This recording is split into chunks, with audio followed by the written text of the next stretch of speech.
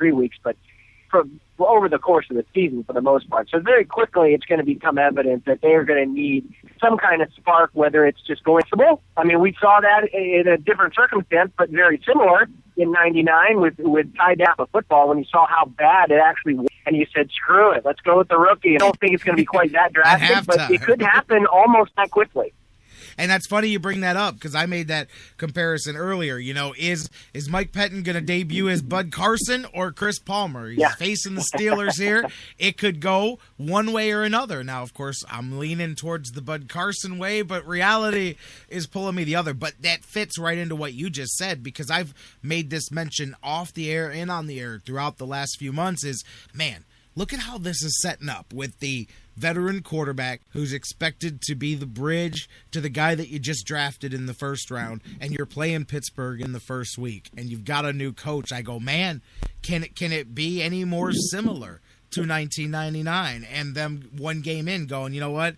The hell with it. Throw their hands up. We're going to lose every game this season anyway, so let's put the kid out there and see what happens. And I'm like, if I'm Brian Hoyer, that is eerily in the back of my mind here. No matter how much Mike Pettin says, dude, I'm not going anywhere. I promise you, you're going to be my guy. If you throw 4 interceptions, you're still going to be out there in the fourth quarter. I don't know about week 2, but you'll still be out there in the fourth quarter of this game. So just go play football. I'm still not trusting it if I'm Brian Hoyer.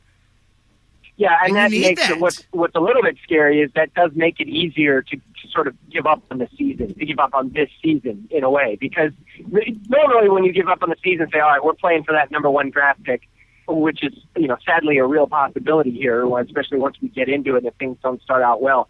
But usually when you do it, you're just like, oh, God, we just got to suffer through this season. There's no real upside to it. But in this case, at least to the Browns and to the fans, to some extent, there is an upside because, oh, great, let's put Manziel out there. And by giving up on the season, those two things go together. By giving up on the season and going with Manziel, to me, those are the same thing. Yes. If Hoyer is going well, if Hoyer stays healthy, Manziel will not play this year, really, unless it's mop-up time. He's not going to start unless Hoyer is ineffective, Hoyer is hurt, or the wheels just completely come off the wagon with the entire team. Those are the only scenarios that we're looking at. So now there's sort of an enticement to just say, yeah, all right, throw up your hands, we'll play for that number 1 draft pick and try again next year. Because now it's, hey, Manziel, this is fun, this is exciting. Let's see him run around out there with no expectations now, because it's like the season's over now. He'll just roll him out there. Let's see what he can do. You know what, though? So there's that little enticement. It's sort of exciting. So people are a little more eager to pull the plug and say, just throw him out there. Who cares? We're not winning anyway. No. More so than that player waiting in the wings. Joe Banner built up a whole lot of draft picks for Chud to look forward to, and that. If I'm Mike Pettin, and that is what's going down, I want it in writing. I want something from Jimmy Haslam written in his blood, signed, and that you will get to coach this team again next year when we actually try to win, because that's the X factor that I throw out there, all joking aside, is that if I'm Mike Pettin, I'm playing to win as many games this season as I can, because look at what I just walked into. And there is no promises that, hey, I wasn't their first choice. I wasn't their second choice. I don't think I was in the top 10 when they started their job search. I'm very happy to have the job.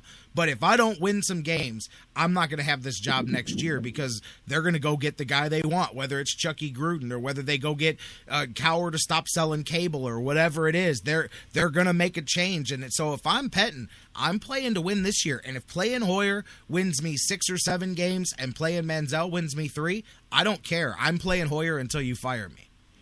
Yeah, that's a great point. That's another factor that again, most teams don't deal with. Most teams that are in this situation aren't dealing with a first-year coach who's worried if he's not going to make it past his first year. Right. Typically, you don't see that. Typically, if a team is hitting rock bottom, they're on their way back up as the new coach comes in. The new coach comes in and things improve, even if only marginally. Now you're at a point where this team is almost certainly going to be worse than it was a year ago. I mean, let's face it, their best player is selling cars now this year instead of being on the field. So, and they did very little to improve what else they've got.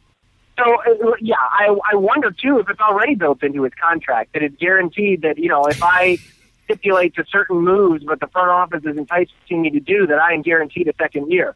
I can't imagine that what the verbiage would be or how complicated that would be to try to negotiate.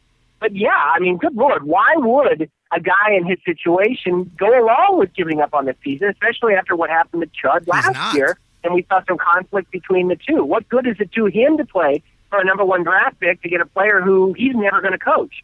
So exactly. I find it hard to believe. Well, I shouldn't say that. It's a little hard to believe that the Browns would fire a head coach after 1 year, 2 years in a row. I think they're just stubborn enough to, even if Pettine goes out there and just looks like a donkey all year long, and it's clear that he should never have been hired, he should never be a head coach at any level. Even if that were to happen, I think the Browns, there's enough hubris, there's enough stubbornness there that the Browns would bring him back for 1 more year just to prove themselves right and not look like totally ridiculous. So that's sort of that comfort in a way for Pettine, is that the Browns don't want to fish that lake 2 years in a row. So no matter how bad he is, he's almost, in a way, PR-wise guaranteed a second chance because the Browns they'll look just as foolish as he does. So in that sense, that's another aspect of it. Like, does he have a little bit more allowance because he is a first-year coach who is replacing another first-year coach? I don't know. I mean, this is an incredibly complicated situation, and we'll see as it unfolds. So one thing he really wants to avoid of everything that's going to unfold, regardless of how they start, regardless of when Manziel goes in, you don't want to finish this season on a losing streak the way the last couple of coaches who had been fired have finished that season, because that's the death knell. I mean, that's the nail in the coffin. When you're on the fence and you close with a 4, 5, 6 game losing streak, the way Chud did, the way Shermer did, the way Mangini did, you're out the door. So if the Browns are only going to win a couple games, save it for at least save a couple of them from November, December. So you're almost like Mangini in 2009 on that 4-game winning streak that turned out to be meaningless. But save his job. If you're going to win, do it late, and then you sort of forget about that rough beginning, or at least it balances it out. You do not want to close this season on a long losing streak. And I will say this, he was not nowhere on my list either, but I do like Mike Pettine. I've said it from the beginning, but I like him more after seeing him up close than I did when they hired him. I don't know if he's going to work out. I don't know if this franchise is set up for him to fail. I don't know, but I really do like what I see out of Mike Pettine. You brought up the guy he reminds me of, and I know this isn't going to make some people happy. Mangini, he's got that defensive pedigree, no penalties. Let's play cleaner football. Let's go out there and play a respectable, grind it out style. They both are missing the offense. That's not their specialty. Mangini went down with not having a good offensive coordinator. I don't know if Shanahan's that guy or not. That's the other thing I'm curious about too. I have no clue what Shanahan's offense in reality is going to look like. I don't have the slightest clue what this offense is going to even attempt to do, let alone what they can do. I don't know what the scheme is because we really haven't seen anything but very basic stuff in the preseason. Yeah, and we're to the point now, regardless of what we see, and even if we don't like what we see from Pettine and his regime, to the point where it's just keep him. Just keep everything. Because I am tired. The only way this is going to get solved is consistency and dependability. Yes. I mean, you've got to have some sense that there's something going forward here. And the Browns have not had that since, I don't know, Romeo Crennel, really. I mean, maybe even as far back as Butch Davis. I don't know. I mean, you can't have it where every single year you're wondering if the coach is going to be fired, you're wondering if the GM is going to be fired. At this point, just lock him down. I don't care. I really don't care if he's the right guy for the job or not. He needs to be the coach for at least 4 or 5 years. And like I said, regardless, he could go winless this year, and I bring him back. I agree with you. You're to the point you've tried everything else. Firing him is, at the end of this year, no matter how bad this year goes, firing anybody is only going to make it worse. As much as that may boil the blood of people, especially if this season does turn out to be frustrating, you've got to bring him back. You've got to bring him back. You've got to bring Farmer back. You cannot go through another offseason like last year, the year before that. We can't be doing this. The only way this is going to fix is through consistency, and that means stick with what you've got. Dance with the girl that brung you, and stick with that for at least 4 years. That is the only way this is going to solve itself. I agree with you. I mean, you could point to several examples. We've mentioned Pittsburgh before. I'll give you the Giants, Tom Coughlin. I mean, the Giants, every time they're on the verge of a 6-10 season, and there's grumblings that nobody likes this guy, and then, hey, they stick with him. He turns it around. Hey, they win another Super Bowl. 2 years ago, we had this guy on the unemployment line, and he's not the greatest X's and O's guy.